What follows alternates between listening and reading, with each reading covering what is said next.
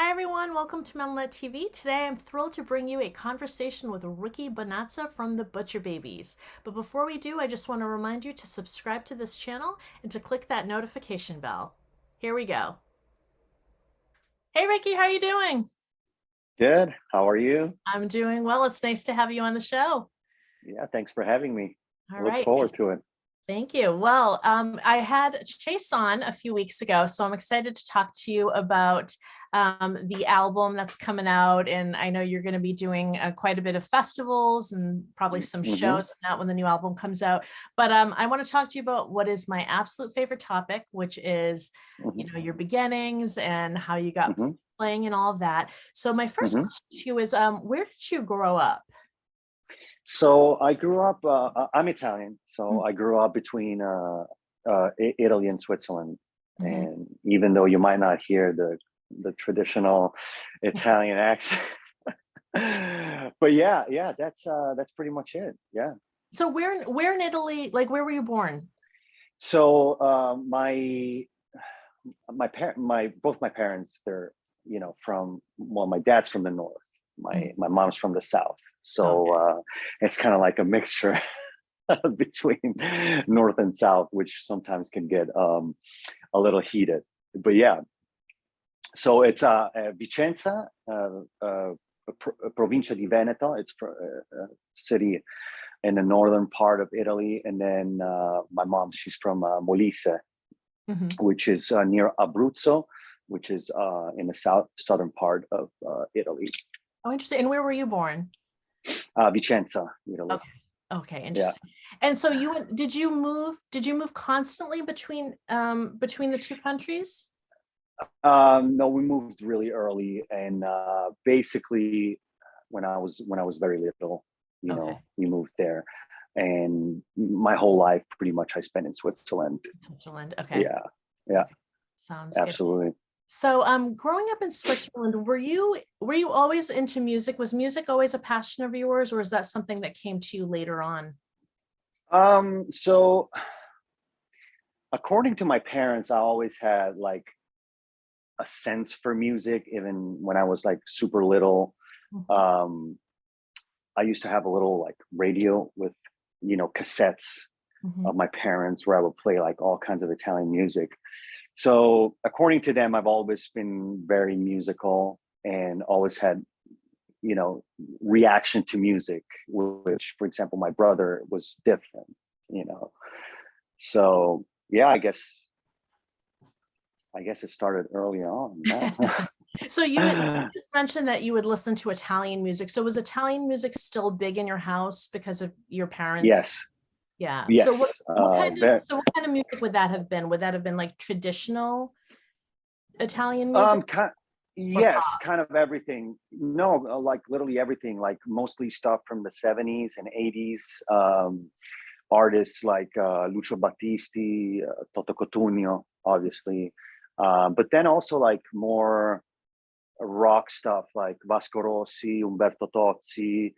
Um, Trying to think of someone else. But yeah, these were like the main artists that we were constantly listening to. Okay. You know. And did you get a lot of like as you were coming up, as you were getting a little bit older, did you get a lot of like American or like English language music maybe in your house as Yes, well? yes. So my dad, he was really into stuff like Deep Purple, Pink Floyd, Genesis. Yes, um, Simon and Garfunkel, I believe, all that stuff. But my dad really introduced me to like old school rock when we listened to Deep Purple. That Okay. was kind of like the first introduction into the English, American Or music. British or yeah. Or British, yeah, Yeah. kind of, Yeah. yeah. So that was definitely Deep Purple. So at what point did it really affect you where it wasn't just your parents taking note of, yeah, Ricky's has leanings towards music where he's listening to it on his little boombox to where you were like, oh, this is something that I'm really into, like I want to actively collect music or I want to play music. Yeah, so when my dad again introduced me to stuff like Bon Jovi and late 80s, early 90s stuff, I became obsessed with Guns N' Roses. And Steven Adler, he was my favorite member of Guns N' Roses. And so I don't know how old I was. I'm maybe like 8 or 9 or something. And I wanted to start playing drums. That's where I was like, okay, I want to become a drummer. And it got more serious in a music way, like playing an instrument kind of way. And at the time, we lived in an apartment, and my dad was like, my parents were like, maybe you want to pick a different instrument, maybe, like maybe not the drums, because and well, at that time electronic drum kits weren't really I mean, they existed, but they were also super expensive. And so I was like, who's my second favorite member of Guns N' Roses? Well, that would have been Duff. Right. And I'm like, all right, if I can play drums, I want to play bass. And my parents, awesome. They were like, all right, this is whatever. So they got me a bass, like a cheap bass, and I started playing. And it wasn't until I discovered Iron Maiden where the idea of becoming like a musician, that was the moment when the idea became alive. Now, and were you still close to 8 years old, or was this sometime later? It was a little later, probably was 12 maybe. Okay, so it was so were you more like noodling around for years? Yeah. Like 12, little kid playing around, and then like you heard Maiden, and then it became like yes. Maiden was, and it still is my religion, and the reason why I'm pursuing this, basically. Right. Okay, so you have this kind of moment, you have this like real moment when you hear Maiden. Yeah. What changed for you as a musician? Like, are you practicing differently? Are you playing differently? Are you hooking up with other kids? Like, what changed in your little kid life? Because you already had the bass, you were already kind of playing. But what's the difference between being 8-year-old Ricky with the bass and 12-year-old Ricky with the bass? Yeah. Well, actually, I have to correct this. So my obsession with music began when I was around 8, but then, I started picking up the bass when I was 12 and 13. Okay. So you really. So there was a little bit later. To that, a little bit later. But so when I discovered Iron Maiden, I wanted to get into a band and just playing with people as soon as possible. And I remember a lot of people that were taking guitar lessons and stuff like that. They started off by themselves and stuff like that. And I kind of did the same thing, but I wanted to be in a band right away. So I think it was with 13 or 14 where I joined a high school band where we were doing mostly covers, from Bryan Adams to Alanis Morissette to Nirvana and stuff like that. So I went into it right away, like even with my bass instructor at the time, which is also one of my bass mentors. I wasn't interested in like learning theory and stuff like that. I just wanted to get into, hey, can we learn Sea of Madness from the Somewhere in Time album? And hey, can we play Invaders from Number of the Beast and stuff like that? Like, Was your teacher open to that? Was your teacher like cool? Yeah. Okay. Thankfully, because with teachers, a lot of the time they're like, no, you just got to get the basics done first. And he was a super cool dude. And he was like, yeah, let's do this. This is actually, even for him, it was more fun than just go over the traditional, boring teaching structure, so to speak. And so what was the scene like where you were growing up? Was it easy to find a lot of kids? Like, I suppose when you're that age, there's always kids picking up instruments, but in terms of like metal and metal heads and stuff, were there a lot around, or were you really having to like go out of your way to find these kids? Well, that was actually the biggest challenge, to find people, like-minded people. And that's also one of the reasons why I moved to America, I mean, my first band was with a couple of my high school friends, and then my second band, Invisible Mirror, was also with a bunch of friends of mine, and I always felt lucky to have these people, because outside of that, it was just really tough to find people that wanted to be in a band and play heavy metal music. And then on top of that, like playing shows, let alone going on tour and stuff like that, and taking time off from your day job. That was, sometimes it was crazy to make that happen. So was that sort of your struggle for Yeah. years, sort of in like when you were still in Switzerland, and that is just trying to Yep. keep that going and have that happen? Yes. Yeah. Yes. It was always a challenge, especially when one member said, "Hey, I don't want to do this," and then it would take forever to find a replacement and stuff Right. like that. So yeah, I was always kind of annoyed by that, you I know. also read somewhere that you because you were 28 when you made the choice, made the decision to come to the States, and I Yes. about 28, and I read somewhere, and please correct me if I'm wrong, that at that point you had actually had a really good job, you know, a pretty secure job. You were, you know, an adult who is somewhat, you know, I'll use the word Yeah. established. And Yep. that you weren't just like a kid who was like 18 who was like, okay, I got nothing to lose, let me go try something. You were, you know, you were an adult who had a job and Yeah. all that. So what was that like for you? Like, what was the thinking in your mind? And I'm jumping ahead, obviously you Yeah, had that's cool. many years, but I feel like you kind of set the stage of like, this is what was happening. You're trying to play in bands, you're trying to find like minded Yes. wasn't happening. So what was it like for you? You're an adult, a 28-year-old man who has a job. What was going through your mind at that moment of, I'm going to make this decision, move to an entirely different country, different culture, you know, you're leaving your family behind, leaving your job Yeah. behind. What was the thinking and feeling, and why the States?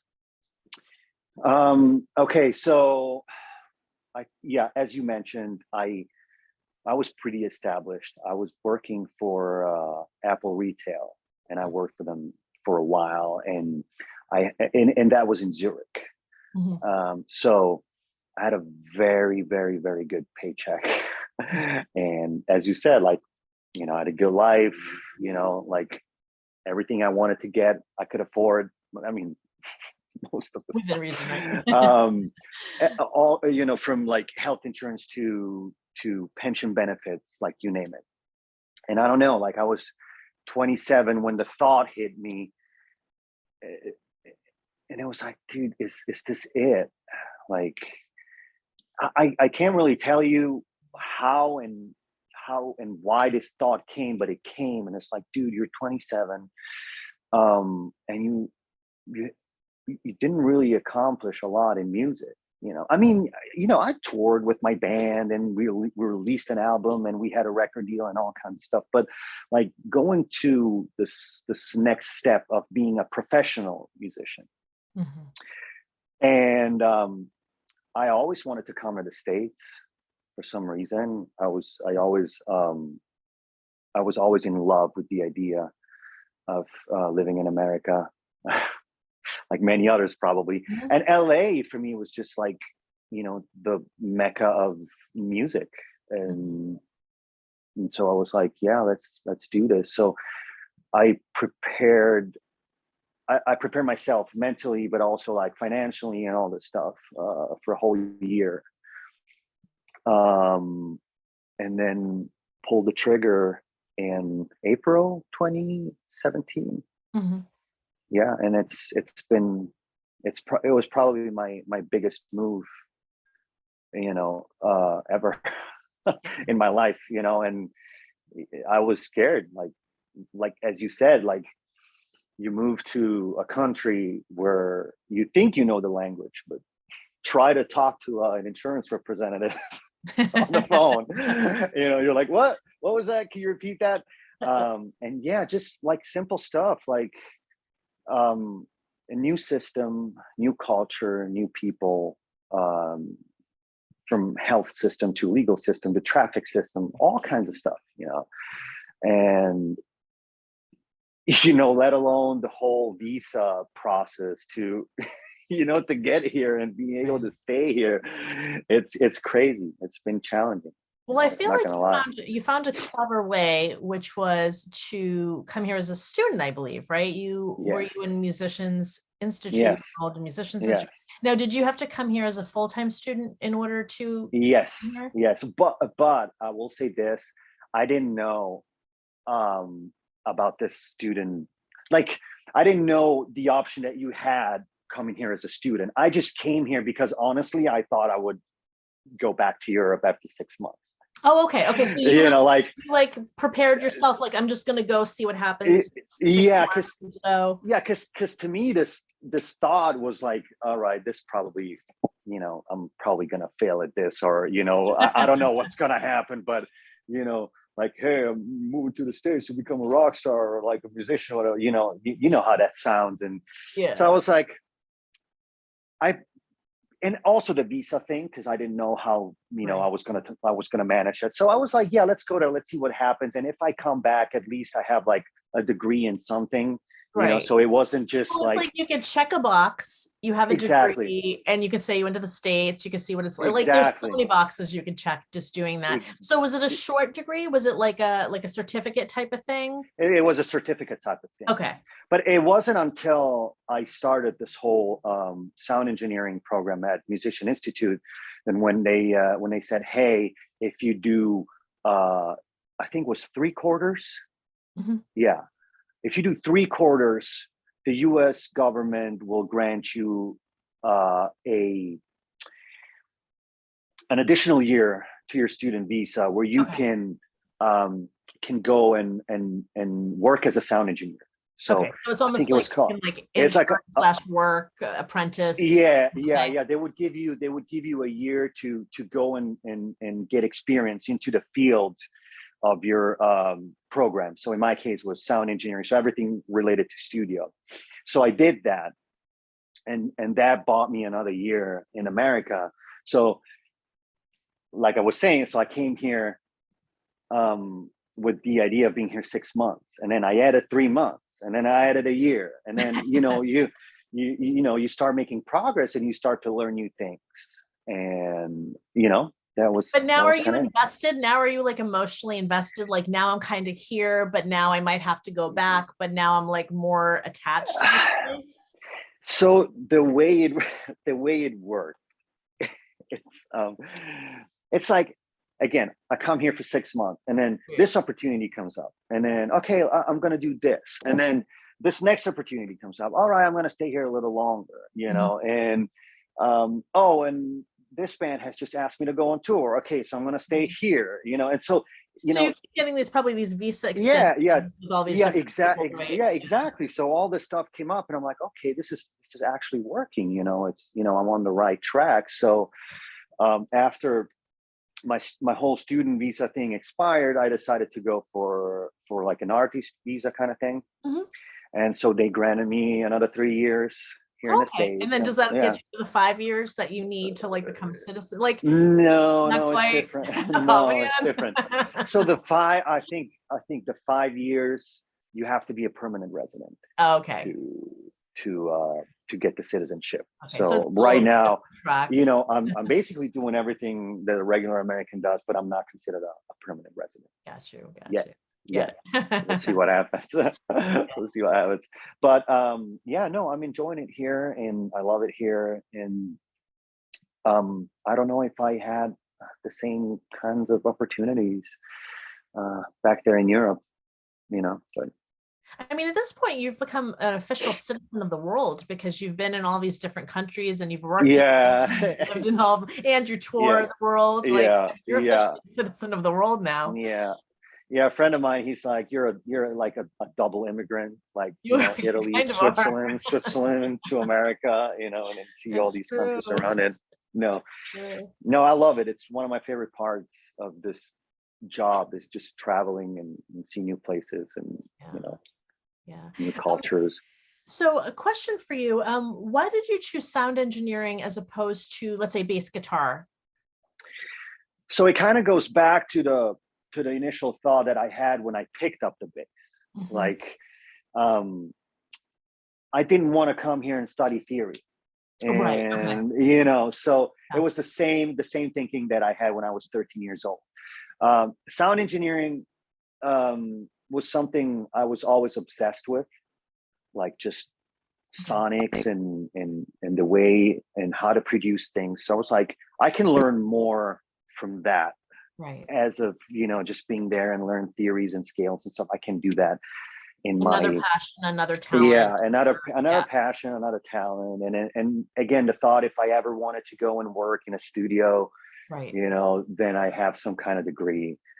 And the bass playing was, I felt like I can do this. I can learn it on my own if I want to. I don't have to go to school for that. But sound engineering is different, with studios and all the equipment, the consoles, the outboard gear, and it's a whole new thing to learn. Right. And you probably need the equipment in order to learn Exactly. what to do, Exactly. being there Yeah. with it. Yeah. Yeah. Another talent you have is songwriting. And is that Mhm. something that you've been doing since you were younger? Is that something you Yes. as a young child? Tell me about your songwriting process. How do you like to go about writing songs? It differs. It's always different. Sometimes just you know, taking a shower, and this melody pops in my head, and I'm like whistling it. I'm run under the showers and whistle it in my phone, and then build it up from there. Sometimes it's just from sitting with the guitar and jam around, going through new sounds and stuff like that. Yeah, it's really different. So are you a person that just waits for it to come and then you go with it and then you build it from there? Not necessarily. So for example, I'll give you an example. I was writing a lot of music for music libraries here in Los Angeles. Like they pitch songs to film and TV and stuff like that, and so I build a catalog, and sometimes you just get contracted to, hey, can you do an album, a trailer rock album, something I did for Megatracks, and so then it's actual work. So I have to sit down and think of something, start, put your fingers on a piano and come up with something, or start messing around and come up with riffs on the guitar. So sometimes it just comes. Right. But sometimes people are like, hey, we want to write this song. What do you have, or what can you do? Okay. Or we have this timeline. So you have to be a little bit more scheduled and say, okay, now I just get this done. Yeah. What's more joyful for you? Yes, it really is. Because sometimes I just write for myself, and I just have a riff, and a lot of that stuff I brought to the Butcher Baby writing sessions, stuff that I had, lying around that I was just writing without any deadlines or pressure, stuff that just came up again when I was, messing around with sounds or stuff like that. And then other stuff is, where you do, where they come and ask you to do stuff. Is that your preference when it more just comes to you, or you're just messing around and you could just go, or do you have a preference, or does it matter? I actually like deadlines, and I like when people come in and say, hey, we're going to the studio next week, or in a month, and start writing songs and bring ideas and stuff like that. That's where I can sit down and put on a drum loop and then start going and get inspired and come up with stuff on the spot, rather than hey, let's start something here, and then let's start something here, and then you pile up all these riffs. Well, I wanted to ask you, since you are a songwriter and you do the engineering and you're a producer as well, did you ever go back and learn the drums, since that was kind of your passion? Yes. That goes back to my childhood, not childhood, but like my teenage years. I never gave up on the drums. so with my first paycheck, I went and bought my first drum kit. So nice. Whenever I can, I sit behind drums and I practice, and I play drums for some of my own songs, when I get the chance. And obviously I'm not I'm not like Chase. I'm not like a Right. super like technical drummer, but you know, I can do some solid rock stuff, you know. That's nice. So yeah. That's awesome. I'm glad you get your chance, right? Yeah. The bind there. All right. So so you went to Musicians Institute and that you got yourself to LA and you were able to extend yourself so that obviously you're still here. Between that time and when you obviously we know you're in Butcher Babies now, which we'll talk about Hmm. soon. What were some of the projects and bands that you were a part of Hmm. between coming here and joining Butcher Babies? Yes. So something I'm really proud of is the project that I did for film and TV, like Mhm. for all these libraries. So I built a really cool catalog, and that's something I'm really proud of. Um, I worked with bands like Zero Theorem. I went on tour with them. We supported Nonpoint. I did another tour with my friends in Dead by Wednesday, which is a great band from Connecticut. I went on tour with them. It's something I'm really proud of. And, you know, getting called to do stuff like performing at the Heavy Metal Hall of Fame during NAMM, you know, playing with Chris Poland and Phil Demmel, performing Megadeth classics with them, you know, it was a real highlight for me, you know. And yeah, that's kind of what I'm really proud of. Is there a way for fans, for like your diehard fans, to hear any of the music that you did for that catalog, or is that something that you would just have to be watching a TV show or something to hear? No, no. So I know the Mega Tracks stuff is on their Mhm. website, so you Oh, can go and cool. check that out. Yeah. Nice. Um, I did another record for a company called HD Prime. They put that stuff on YouTube. Um, so that's yeah, you Okay, can find cool. stuff All there. right. I did recording sessions for a German band called Brunhilde. Um, I recorded an album with a band called Edge of Paradise. Mhm. Great people. They're produced by Howard Benson and Mike Plotnikoff, uh, legendary producers and engineer. Nice. So you did Um, a lot of really great stuff in a relatively short amount of time. yes, That was really just yeah, a what you said about 2.5 years, I think, between yeah, when you got here and when you joined the Butcher Babies. yeah. I was, man, I was going hard. Like I was out 20 like 24/7, Yeah. like, you know, going to shows, playing all kinds of jam nights, try to meet all kinds of people, you know, again, going to events, going to shows, going to conferences, when it came down to the film TV stuff, you know, meet other producers and songwriters and composers and stuff like that. Yeah, so Ricky, I've where were you never. living Where were you living when you first got here? What was your living situation? Because you just moved here from another country. So Yeah, did you oh have a man, that nice was setup or were you kind of like living on no, people's couches? no, no, not that bad. I lived at a dorm that was provided by Musician Institute, Okay. and I shared this little room with another dude, and it was a tiny room, probably I want to say like 12 by 12 Oh, feet, and literally bed to bed, yeah. and the But place was kind but of. like as a 28-year-old, not as a 19-year-old or an 18-year-old, as a 28-year-old was just like awkward, right? Yeah, well, that, and it was just filthy. Hmm. It was like a community kitchen kind of thing. It was dirty all the time, and it was loud all the time, and yeah, it wasn't very pleasant.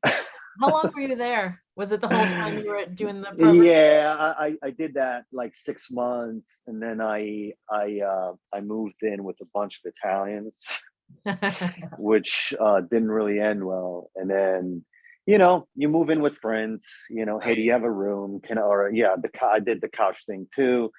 Yeah. Um, at one point, we were like, it was gross. We were like 6 people Mhm. in a 3 bedroom apartment. Mhm. you know. So it was hard. It was, yeah, Yeah. yeah, It's what you gotta do though, right? It's probably why you work yeah. 24/7. Yeah, Why yeah. you I were mean, I so was, successful. I didn't care. I didn't really care at the time because I was just there to sleep. I was out all the time. I used the Musician Institute facilities to write and record. Mhm. Mhm. And then, I was just basically there to crash, and then that was it. Yeah. All right. And then a beautiful thing happened in that you joined the Butcher Babies, or Hmm. Butcher Babies, I should say. How did that gig come about for you? Oh, you want the long story or short? I want the long story. I want the uh, details. no, I mean, I started doing getting really active on Instagram, and I was doing a series of cover where I would focus on modern metal bands. Mhm. Because everyone does the classic Mhm. Metallica, Iron Maiden kind of thing. So I was like, let me do some modern, like cover some like active rock, modern metal bands. So I started doing bass covers of Ginger and Bat Wolves and just stuff that was really current. And I did a Butcher Babies Monsters Ball after I saw them at the Whiskey. So a friend of mine who used to be in Butcher Babies at the very beginning, Matt Fuller, he plays for Puddle of Mud right now. He sent them the video and the Monsters Ball video, and they really liked it. And then Henry got in touch with me, and he's like, "Hey man, you want to try out for Butcher Babies?" And I was like, "Yeah, sure." And It was a and that perfect was it. timing issue, right? Because they were looking for somebody. Yes, yes. I don't know how long they've been looking, to be Okay. honest. Okay. Um, they got in touch with me end of 2019 Mhm. after Matt called me, and he was like, "Hey man, are you busy right now?" Or I'm like, "No." He's like, "Are you playing with Butcher Babies?" I said, "No," because I saw your video, and they're looking for a bass player. I'm like, "Okay." Hmm. And then he said, "If you want, I can send a video to them and see what happens." I'm like, "Bro, sure." If you want to, yeah. Yeah. And yeah, that's what happened. Awesome. So then after they sent the video, what was the conversation that happened that you did you say Henry reached out to you? Yeah, so that's kind of the strange part. Oh, I don't know okay. if I ever told the story, but so it was right before the holidays, and Henry was like, "Yeah, let's get together after the holidays and stuff like that, and jam and see what happens." I'm like, "Yeah, cool," because I'll be in Europe anyways for the holidays. So um, while I was there, Henry texted me, "Hey, do you want to play Dime Bash with us?" Mhm. And I was like, "Fuck yeah, dude, that's amazing. I love this event, Dime Bash." And I was like, "Yeah." It was for NAMM 2020. I'm like, "Yeah, I'm down to play." All right, I'll let you know the details. And I don't hear anything from them. And then they announced that they were announcing the new lineup at Dime Bash. So I was like, "Oh, okay." So I guess they found someone else, because and then Henry hits me back up. He's like, "Yeah, man, can you rehearse this and this and that?" And our guitar player, he's gonna be here as well. And I'm like, what other guitar players? So I was really confused. And I'm like, "Sure, whatever, let's do it." So I get back to the States, we rehearse, and we did this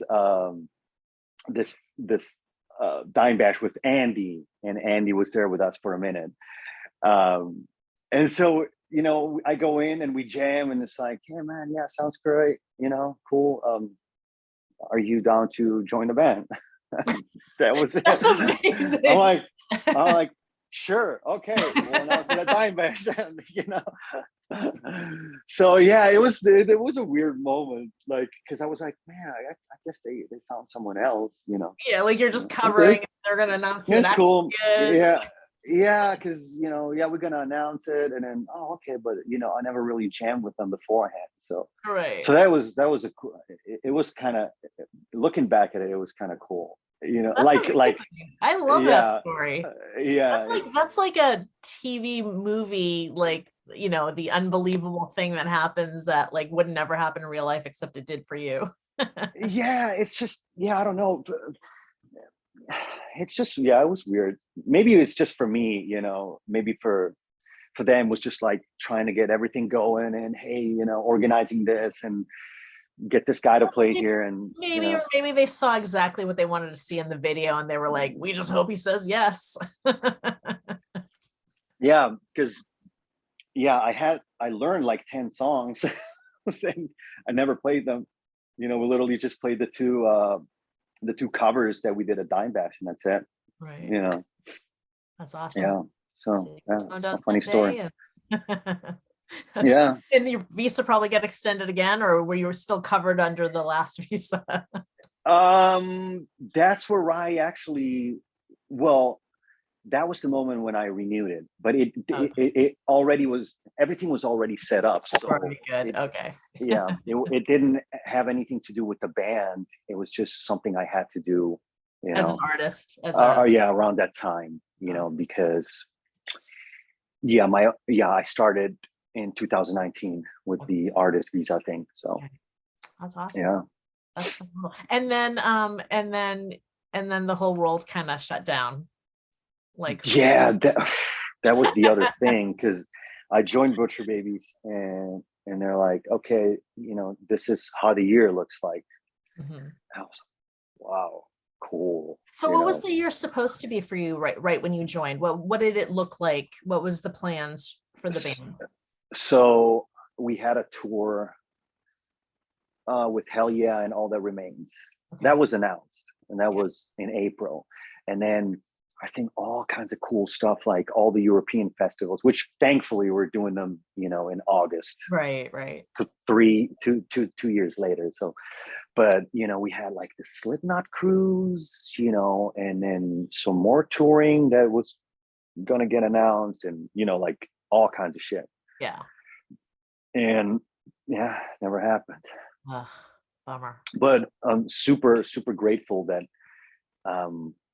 we were some of the first bands that got back on the road in Yeah, you were. 2021. I remember seeing that on Instagram because there were a lot of bands were halted, and I saw that the Butcher Babies were still had started up doing some shows. How did those shows feel once you started playing them? It felt great, to be honest. Some shows were weird because they kept changing restrictions all the time. Okay. So some people like just didn't know what was going on, right. So one guy, I think, drove 5 hours and he couldn't get in because he wasn't vaccinated, because they like changed it last minute. I don't know, but but other than that, like to me it looked like there has never been a pandemic, especially the festivals. People were going crazy, so it felt good. It was awesome. Awesome. I had And a then lot of during fun. those years, I know that the band put out some singles which were great. Like, I'm obsessed with Yorktown. Like, that song is like one of the best songs ever. Like, I'm completely obsessed with it, which was great. And then more recently, you guys went into the studio to record your album. So I want to hear about that. You went into, was it Michigan? You went into a studio in Michigan? Yeah. Yes. So what made you choose that studio in Michigan as opposed to, like, I know a lot of you live in Nevada, or some of you used to live in LA. Why Michigan? Because our producer, Josh Schroeder, he's located in Midland, Michigan. Okay, and he has a studio there? He has a studio there, and I guess we thought it would be a really cool experience to just go there all together, live together, write together, and record together. What was that like for you? It was awesome. I had a great time. I enjoyed it. I did a similar experience with my old band, where we all went to Italy for like 3 weeks, and we stayed there and we recorded. So I'm always down to do shit like that. Because I think it's kind of rare nowadays with technology and everything. It's really easy and I guess more economic to do your parts in your studio or whatever, and then mix it all Do you together. think part of the reason was because of maybe the pandemic and everybody living so far apart and just that being the new trend? Do you think maybe everybody just thought, here's an opportunity for us to be together and, kind of huddle together and Um, I don't know if it was specifically because of the pandemic, but I think um it. I mean, live together and being together in this creative environment just creates a vibe, and you're like constantly surrounded by inspiration. So I think that was more the reason, um, to go for something like this rather than have everyone like track here and there and stuff like that, how long So were it you was together, Ricky? 5 weeks. 5 weeks. Okay. 5 weeks, yeah. Yeah. Yeah. So 5 weeks in the same house. Yeah. Same house. And I heard it But was freezing cold because it was winter time, right? yeah, it was freezing cold. It was freezing. But the place that we had was really cool. It was very spacious. I had a gym and a sauna. Yeah. So sauna was really, really cool. Yeah. And it had this kind of like hunter cabin vibe, Mhm. you know. Um, so trophies of like deer Yeah. deer and stuff like that. So it was really cool, very, very vibey.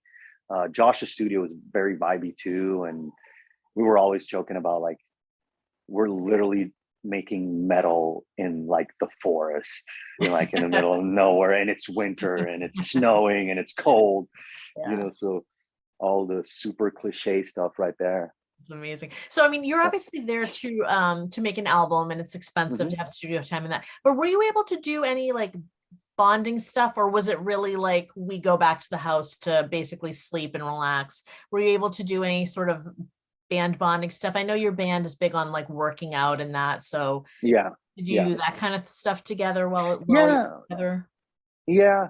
I mean, yeah, I'm not like super into workouts when I'm working like in a studio or on tour. Yeah. That's more of an off time kind of thing. But yeah, they train together, and we went and explored places together. Um, even though there wasn't that much to explore, but we did hit a couple of sports clubs and go to the movies and watch movies and stuff like that for sure. Yeah. Awesome. And was the album completely written before you went there, or did you have an opportunity to do some No. writing? No? No. So the way it worked is, everyone, as we talked about it earlier, everyone had stuff written. Okay. Me, for example, I had a folder of like 10 song ideas. Some songs were completed, some were just a fraction of a song, Right. and they had the same thing. Chase had a bunch of stuff. Henry had a bunch of riffs that he had written, and so we came together with Josh, and we played all these ideas to each other, and then started compiling these ideas and make them into songs. Okay. Yeah. So that was very interesting because the girls will come in and say, "Oh, we started working on this melody which could fit to this song, and let's pick that, and let's work on it and stuff like that." And while we were working on the music side of things, they were working on melodies and lyrics. So it really interesting. I really enjoyed that, to be honest. you know So it sounded like it so was very organic. People brought in their pieces, but it really came together in the studio. yes, exactly. Yeah, Yeah. yeah. It was a very collaborative effort. Some songs were already pretty much done, Mhm. and we added whatever was missing to it, or changed something in the structure, stuff like that. and Josh obviously had a big part, in that as a producer, you know. Are you able to share anything about the vibe or overall sound of the album? Is there anything that the band is able to share about how it's going to sound?